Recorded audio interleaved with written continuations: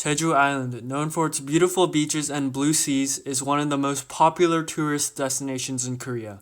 However, this seemingly peaceful place has been the location of one of the largest massacres in Korean history just 70 years ago. How did this happen? This is the story of the Jeju Massacre. It all started in March of 1948. With World War II being over, it had been 3 years since Japan's brutal rule over the Korean peninsula had ended. However, as soon as Korea had gotten its independence, two foreign powers, the Soviets and the Americans, took control of the Korean peninsula. During this time, South Korea had a very strong anti-communist sentiment and was determined to shut down any communist parties in the country. On March 1st of 1948, this anti-communist hysteria was sparked. During the commemoration of the Korean independence movement, a policeman on a horse killed a young child. The crowd soon started growing angry and started throwing rocks in protest. The policeman in response opened fire at the crowd and killed 6 more residents. Jeju residents grew increasingly angry at the police and organized protests calling for an apology.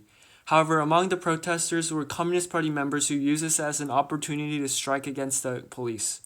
Authorities, instead of apologizing, labeled the protest as a communist uprising and arrested the protesters without differentiating between the communists and the civilians.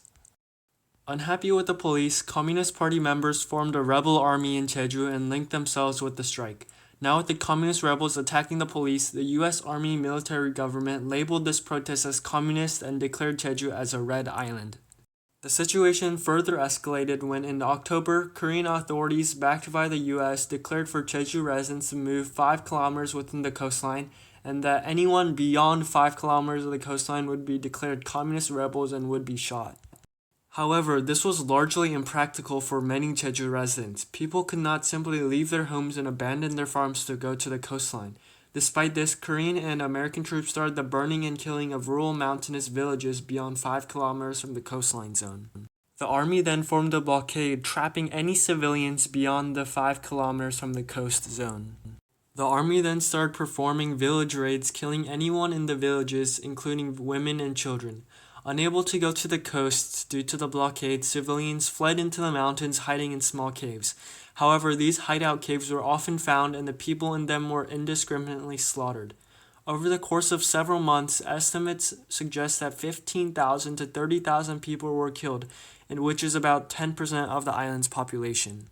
Go Won-soon, a survivor of the massacre, described incidents where soldiers smashed the heads of young children and rounded up villagers to slaughter them through firing squad.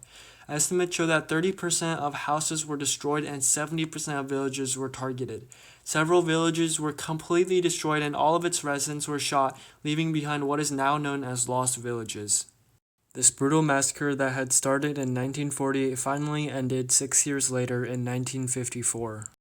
However, despite the fact that this brutal atrocity was carried out by the U.S. Army and South Korean government troops led by South Korea's leader Lee Sung-man, the United States is yet to apologize for this atrocity.